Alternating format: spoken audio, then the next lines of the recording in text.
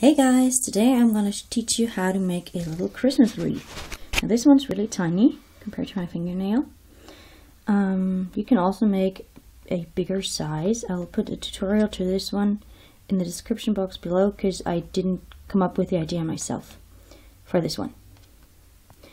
Okay, to get this kind of green, I mixed equal parts of Fimo Soft in the color of tropical green, which is number 53, and this Fimo Soft, which is number 56, under the name of Emerald. And then I rolled it into a ball, and this one has gotten a little cold, so I have to condition it again. And if you condition your clay well, it will definitely pay off afterwards, so I highly recommend that.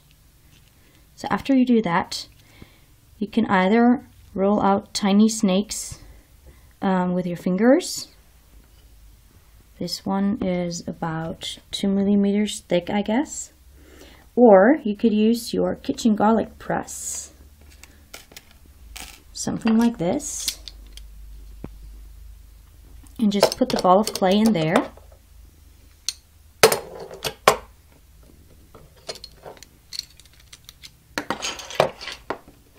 Like so, and then press.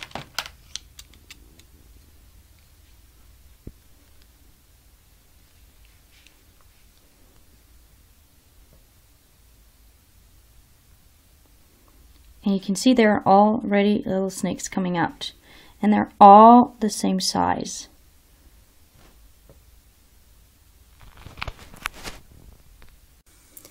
Now it might be that these are a little too short, but that doesn't matter. You can just take 2 or 3 of them, let them overlap just a tiny bit, like so, and then just roll it out. See, there, it's all smooth. Okay, these need to be about, I don't know, like 4 to 5 centimeters long. Don't make them too long, because then the loop will turn out a little too big for such thin snakes. Okay, so I'll take another piece and roll it out. So this length, just compared to that, is about what you want to get. So this is about, I don't know,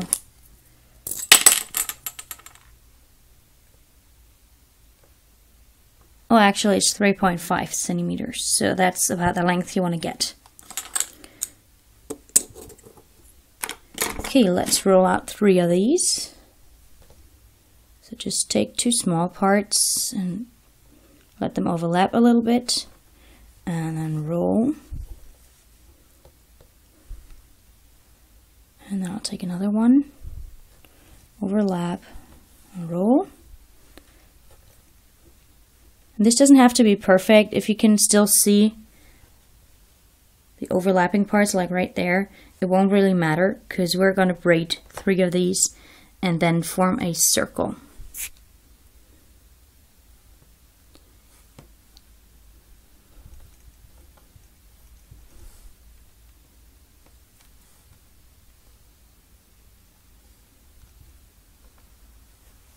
So you won't really see where the parts overlapped. Okay, now take 3 of them. 1, 2. Pinch it a little at the top, just a little. You don't want this part to be like visible. 1, 2, 3. And then just braid it. And braiding goes like this. You have 3 parts, one right, a left, and a middle. And then you just always overlap over the middle, and then you take the leftist strand, overlap the middle. Take the right strand and overlap the middle one. And just keep on doing that until your braid is done. Now I always pull them as high up as they go, so the braid is really tight. I think it just looks nicer.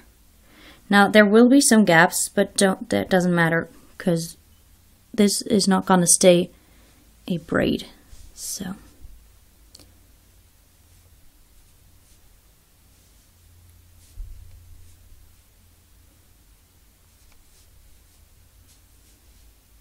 oops, sorry. I'm doing this one-handed.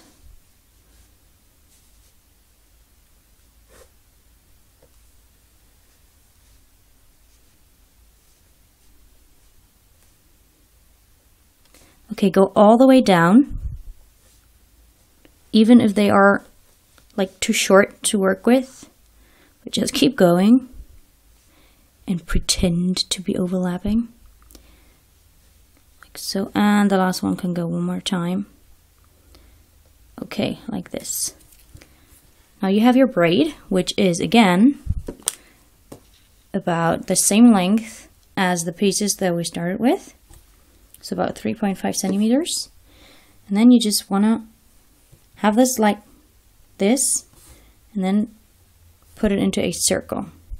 Now here it will come in handy that your clay is well conditioned and still soft. And that's also a reason I'm using Fimo Soft. Now overlap this part here because you smushed this part at the beginning, but you want it to look nice all the way around. So put the end over there and then make it circly again, just like so. And try to have the braid pattern visible. Okay, now you have a little circle like this. And now you can decorate it the way you like it. I made a little bow and 2 tiny bells. And I don't know what these are called, the red dots. I think they're just random berries. You can use whichever color you like.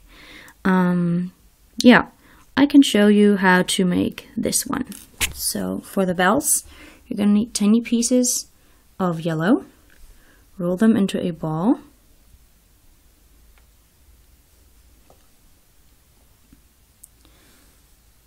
And for the cone shape, I pinched it like so. Now this is still round, so you can just flatten it out on the table. And if you lose your shape, you can always pinch roll it again until you are satisfied with the shape of the bell.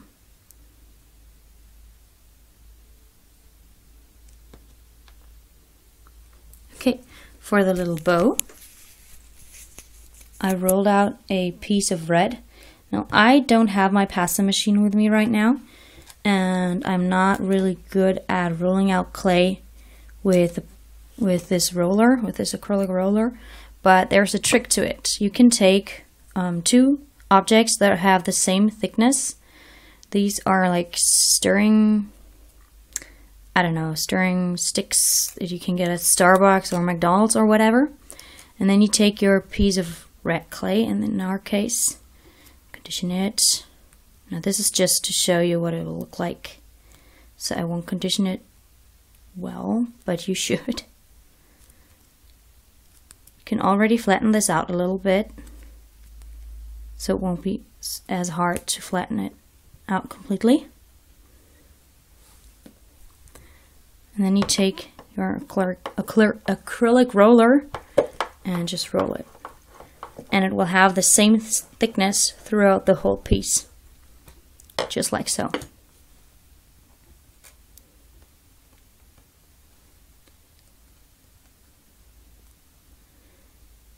So for this tiny Christmas wreath, this thickness is too thick, I think. So I rolled out this piece even thinner until I got something like this. So this is about half the thickness of the other one. But it depends on how you like your bows. So to make the bow, I put this piece on the table.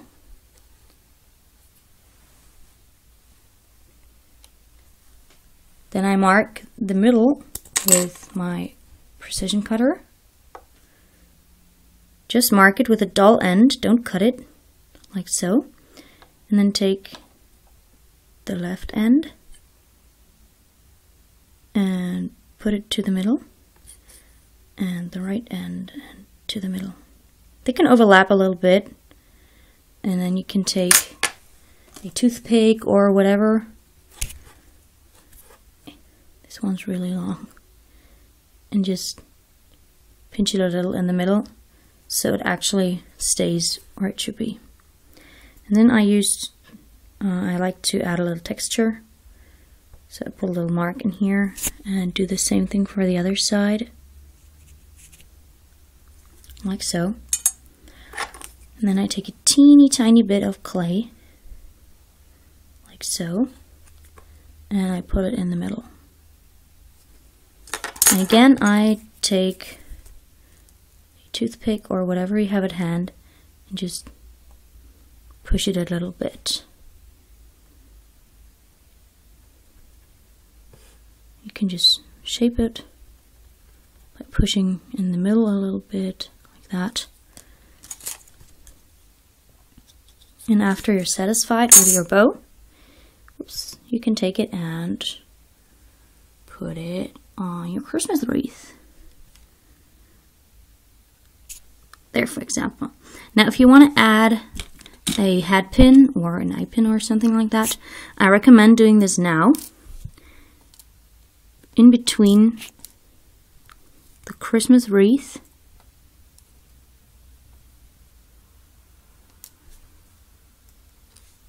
push it in there, and the bow. I like using hat pins because they are more secure than eye pins, I think. And then just slightly push this on there. And to hide this even more, because sometimes the end of the eye pin is still visible, you can add the little bells there.